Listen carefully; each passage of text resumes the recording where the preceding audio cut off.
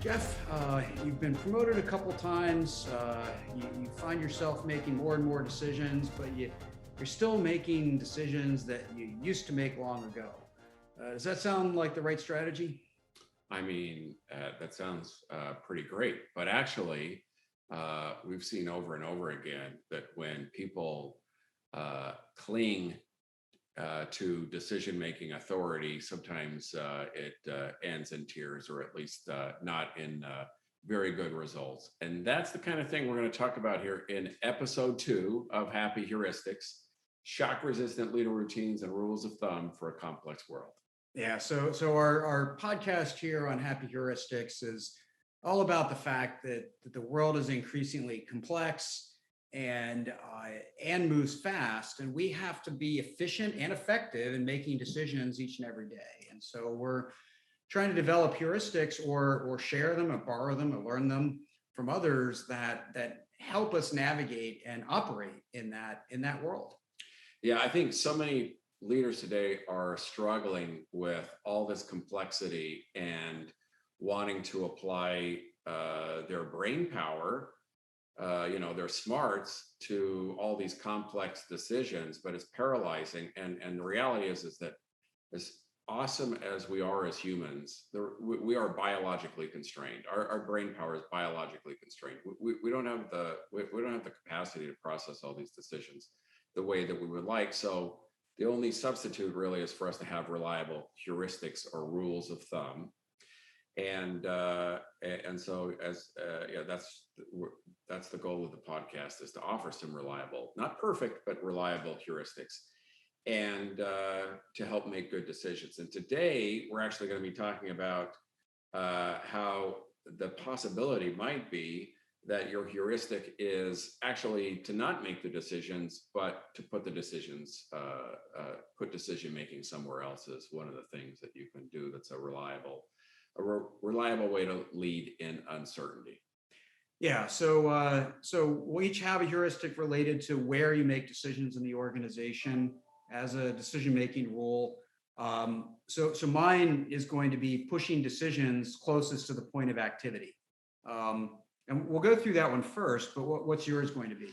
Yeah, mine is do only what you can do and delegate the rest. Okay, so I think as we explore these, and we'll see, they might be very similar. Yeah. I think the last one, they were similar, but in different contexts. Yours was broader. I think these might be a little more similar. So I'm going to talk through first pushing decisions closest to the point of activity as a heuristic for where decisions get made. And this actually comes from the world of lean thinking, where I spend a lot of my time. In some ways, you could look at this as what's called the inverted pyramid, right? Where you draw the org chart upside down and everybody is there to support those at the front line doing the value-added work. And that's a broad premise. But more specifically, this comes from work done by Kent Bowen and Steve Spear. An article came out in 1999 called "Decoding the DNA of the Toyota Production System." And in it, they had a rule that their own rule, their rule of thumb, that they started talking about making improvements. It wasn't just decisions, but making improvements. And the words they used were at the lowest level possible. Mm-hmm. And that was appealing, but didn't seem quite right to me. And sort of tested that a bit. And what I noticed, and the inverted pyramid has sometimes the same effect, is that managers at all sorts of different levels thought in the name of lean, they abdicated decisions. Okay. They would kind of go, okay, well, we're here to serve the front line. They're going to make all the decisions. But when I noticed, the person on the front line, wherever that might be, isn't closest to a supplier connection, or isn't closest to the customer, or isn't closest to a strategy related to an expansion. And so I've kind of rewritten it of at closest to the point of activity, right? We all do work, right? Whether it's strategic, operational, human resources, customer related, product related, we all do work. We're all closest to some bit of activity that's the right place to make decisions related to that activity. So that's essentially the rule is, push decisions closest to the point of activity, whatever that activity is, decisions related to it, get it as close to that activity as possible. Okay, so is the assumption, I mean, one of the things we know about good heuristics is that a heuristic is reliable if it works, and we don't necessarily have to know why it works. But in this case, I mean, what's the idea? Is it that they are, that in terms of the empirical reality that you've got people there who may not have expertise and book learning or MBAs, but they actually have the practical real world experience with empirical reality, or actually they probably got their own heuristics that are based on real world living, as opposed to a theoretical background that actually that you should rely on. Yeah, I think that's the main point of this particular rule of thumb, is that the empirical evidence of doing the task, of being involved in the task is, oh, when it's humid, that button sticks. Or when you use these words with a customer, they fly off the handle. Or when you read a resume and skip over these parts first, you get to stuff that relates better to eventual hires. But whatever it is, right? You go through so many repetitions of a task and see and incorporate all the experience of those empirical outcomes, problems, successes, that you may not have built all of that into the complexity of a standard work instruction, but they still exist in you. Mm-hmm. And so that empirical evidence helps you navigate, hey, let's change this. Well, yeah, but if you do that, this is going to happen. It doesn't feel right to me. I may not even have the words to articulate it, but I have the evidence to suggest why it's still not a good idea. Right. Okay. Well, this idea of pushing decision-making close to the point of activity resonates with some of my recent experience, working with a lot of utility companies and other large organizations where there's a lot of surveys. And, in a lot of cases, the idea of a survey is for employees to have a voice in shaping decisions. But I think what happens a lot is basically it's people weigh in, and then when you don't do what they said, then, they're butthurt about it. And you create this resentment when the reality is, I think a good heuristic is, most organizational surveys should actually stop happening. And if you stop doing that and thinking that we have to make the decisions, and occasionally we let employees weigh in on them, and more about what are the opportunities to actually, in a way that we can trust, in a way that's reliable, actually let them make the decisions based on the assumption that they have insights and a vested interest, that's actually where some magic can happen. But it's easier to say than it is to do. It's much easier to say than it is to do. And there are some ingredients that make it important and successful. The other factor about this is simply the volume of decisions, right? You don't have all day to make every decision in the organization. Right. And so a lot of things get left undone if you have to move quickly. So this simply allows you to move faster with more decision makers. Again, as long as you can have the trust that's there. And so I think there's a couple of key ingredients. One is that there's enough stability in the workforce that the people actually have some empirical evidence around what works and what doesn't. Yeah, fair. Right. Yeah. So if you're hiring a summer workforce every year, and it's a brand new team of people, and it's going to take by August, they will have it figured out, and then they're gone, and then there's a new set. Probably not going to work as well. Insane, right? It would be insane. It would be insane. So the more stability you have, and I don't think there's a magic number. I think you could probably work on the science of how complex is the task and how much duration is needed. One of my favorite questions to ask organizations is, how long does it take to become competent at that job? Well, whatever that guess is, because it's always a guess, is perhaps evidence of how much stability you do think you need before you hand over a lot of this decision making. So I think that's a factor. I think another factor is the criteria, the stability of the environment, not just the people, but the environment itself, including what matters, what's important. That starts entering in people's experience and ability to learn how to make consistent decisions over time. So, I think where this starts to break down fastest is when there is massive change in short periods of time. So, March 2020, when we sent half of the workforce to work from home and put very clear protocols into place, those weren't, hey, make whatever decision you want. That decision making was concentrated. It was done rapidly, still lacked certainty, right? But it wasn't pushed to the closest to the point of activity. It was concentrated and pulled away, because even what's the criteria to make that decision wasn't something that everybody could get on the same page around. So those periods of instability diminish the opportunity to make this rule work. So whether it's workforce stability or contextual situational stability, the more stability you have, the more this rule really starts to work. Okay. The other thing I'm wondering about is, if I think about Nassim Taleb and his work on anti-fragility, and talking about how centralized systems, centralized forms of decision making are divorced from the consequences of those decisions. And so I think the other thing, and so it's about put decision making where there's skin in the game. Mm-hmm.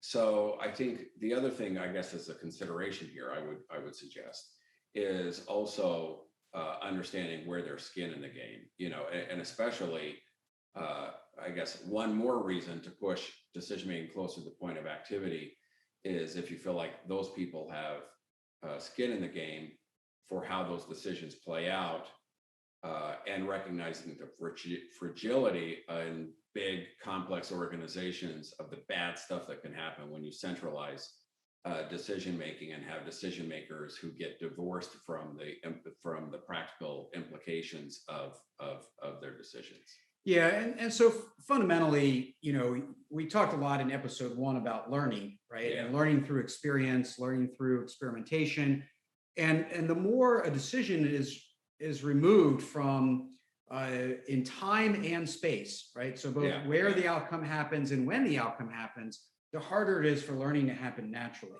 Yep. And so that's the skin in the game. It's not just, do I have to live with a decision? Because employees are there to do a job, and at every level of the organization, and it's not to be self-serving, it's to serve the customer, the mission, the strategy, whatever that might be. So it's not just about self-defined consequences, but it is about the ability to learn, the ability to see, well, if I make this decision, this is the shockwave that happens. And we'll see this often where an executive makes a decision and it generates thousands of hours of work for the organization that they never hear about because they just assume it was a well-informed decision. It creates disruptions for customers, it creates disruptions to the workforce, and again, removed from time and space, so that the feedback loop ceases to work. And so, yeah, I think the skin in the game, it's not just about caring about the consequences. I think it's about being able to learn from, evaluate, and accommodate those consequences. Again, both time and space, and we have to consider both of those from a learning standpoint. Okay. All right. Sounds good. So that's a rule of thumb, a heuristic. Yeah, it's a good one. It's a good one for sure. Yours is pretty similar, I think, and we'll examine it. So tell me about yours. Yeah. Okay. So again, it's do what only you can do and delegate the rest. And I mean, it's pretty straightforward, but it's hard for people. In fact, I have been coaching a lot of leaders recently who got to where they are because they are tendency is to just be high controlling, autocratic, and probably arrogant and perfectionist. And what that means is that they have been, they got to where they are because they took control, they made decisions, and And good ones. Yeah. right. And that's a problem. In fact, the Buddhist parable that I always share with them is, the traveler's on an important journey, comes to a raging river, can't get across, wonders what to do, seems to be stopped, sees this rickety wooden raft over in the brush, says, I have no choice, pushes it out of the water to try to get across. What else are you going to do? And son of a gun, it actually works. Now they're on the other side. And they can continue on the important journey. And they say, I wonder if I'm going to come to other raging rivers, I better take this raft with me and put it on their back. They come across other travelers who are like, dude, what's up with the raft? And they say, well, you don't understand. If it wasn't for this raft, I wouldn't be where I am today. And they're right. They're right. If it wasn't for the raft, they wouldn't be where they are today. And what's also true, if they don't put down the damn raft, they're not going to get where they're going. Right. And so that high control for many, many, many leaders who've been successful, that high control, including high control of decision making, which is really mostly what it's about, and doing things my way, is the raft. And it gets them to where they are. And if they don't put down the damn raft, they're not going to get where they want to go.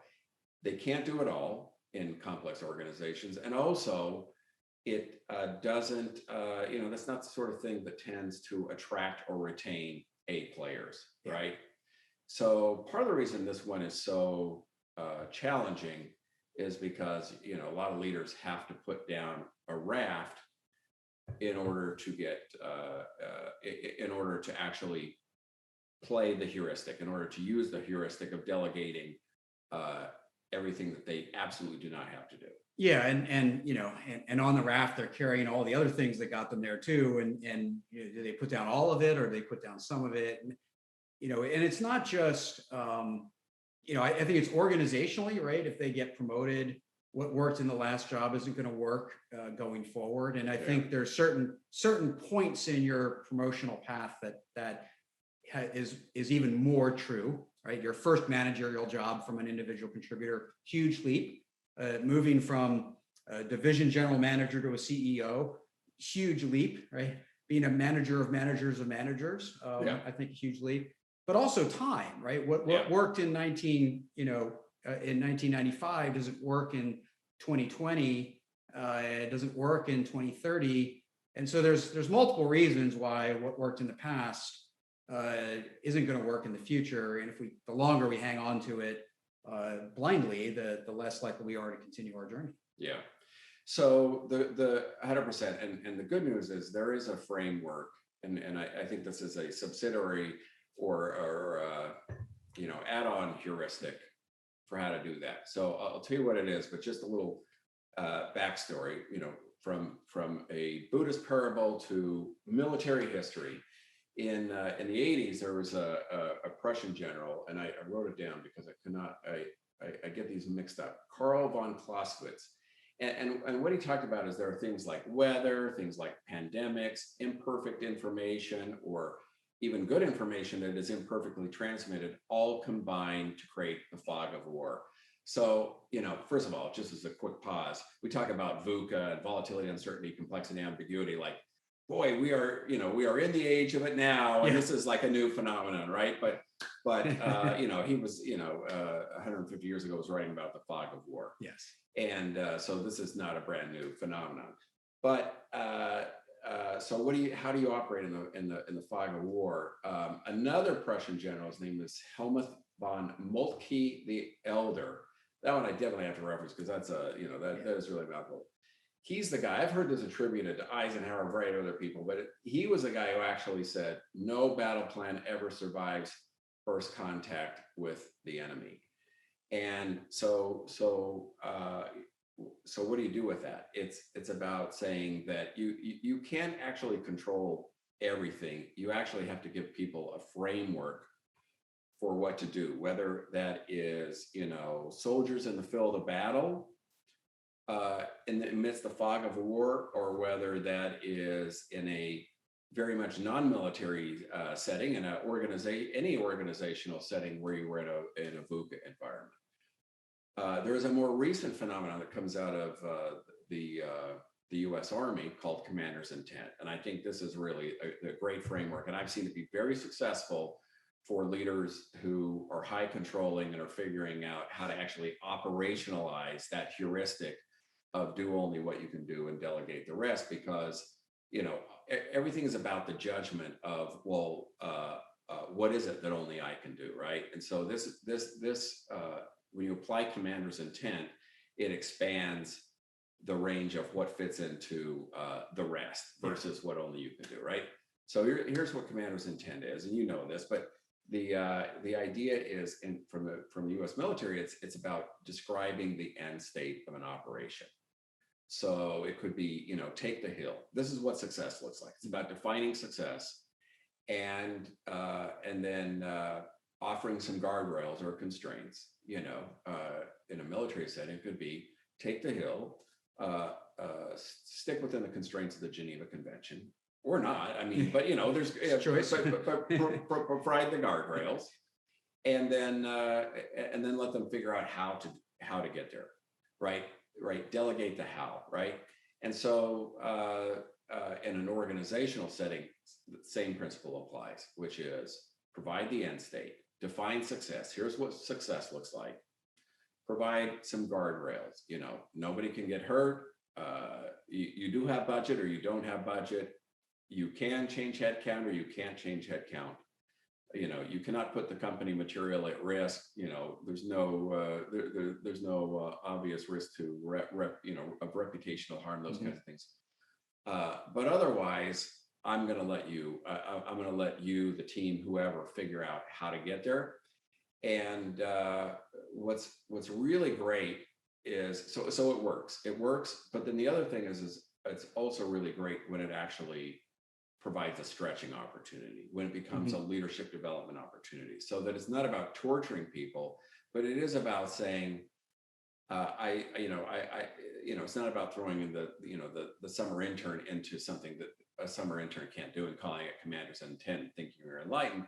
But it is about saying, okay, well, I think that after this person has this under their belt, it's going to push them a little bit. It's going to put them out a little outside their comfort zone. And think about the skills they're going to develop, and think about the confidence it's going to give them when they have successfully done that, versus me micromanaging it. That's the magic of commander's intent.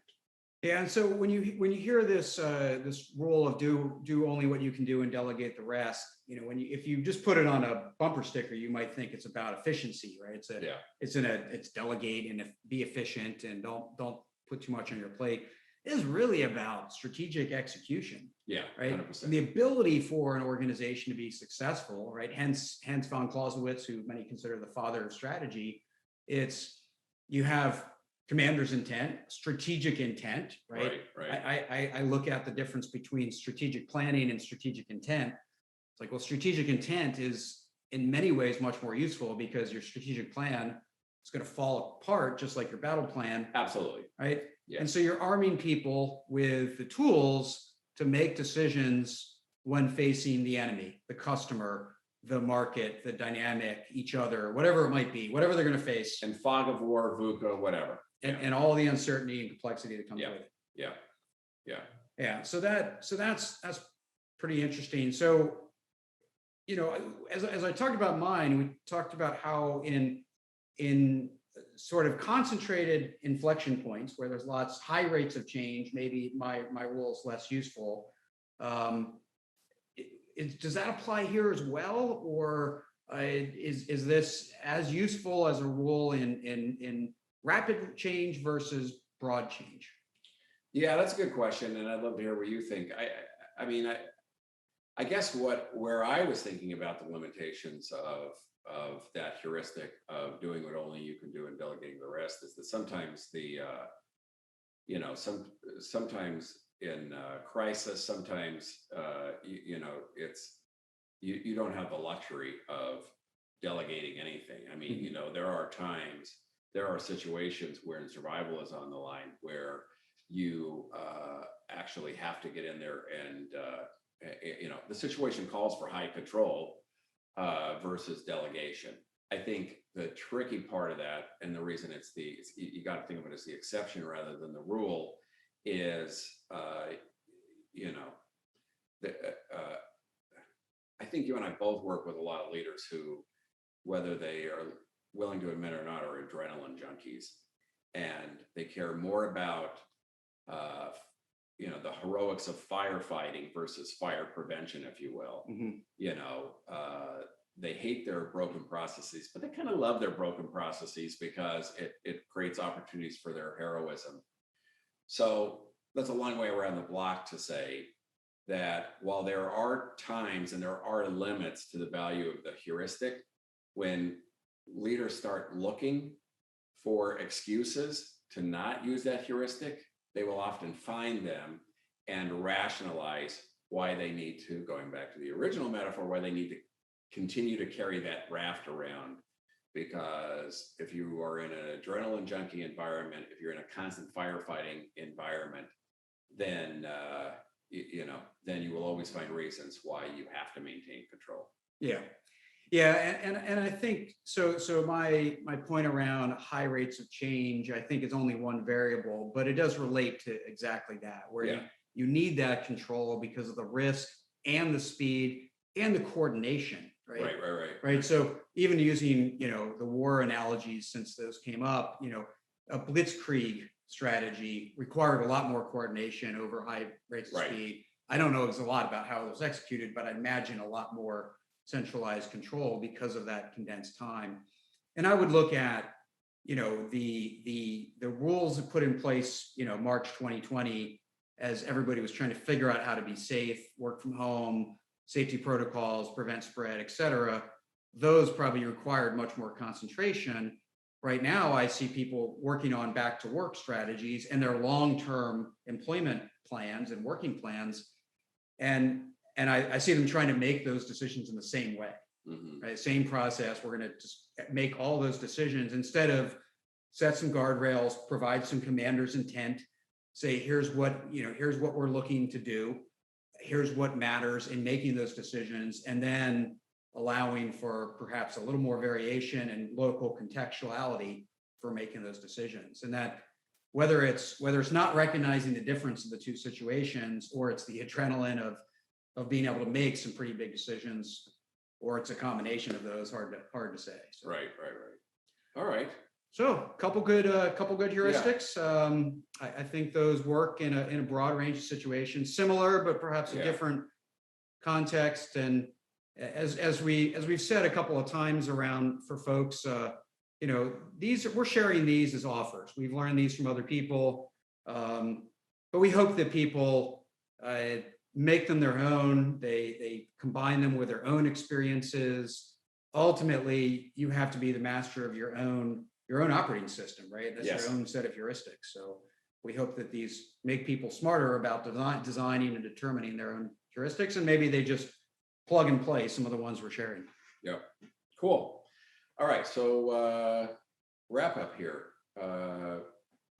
Let's invite folks to follow the podcast, rate us, review us, share what you think, love it, hate it, whatever. Is it useful? Does it help? Do any of these heuristics, actually help you with your cognitive overload and give you less things to have to chew on? Because less things to chew on, when you've got already too many things to chew on. Do these heuristics help, free up your biologically constrained computational power in your brain for the complex topics and initiatives that require it most? That's what we're going for. You can let us know if we're hitting it. And folks can follow us at jflinch.com /happy heuristics, or mgstrat.com /happy heuristics. Yep. And we always like to end with a little bonus heuristic, just for fun. These are ones that I'm sure most people have heard, but I think helps them understand how heuristics work. So we actually use this in the context of the last episode, but it is a pretty good core bonus heuristic, which is measure twice and cut once. Almost always applicable. Almost always. Excellent.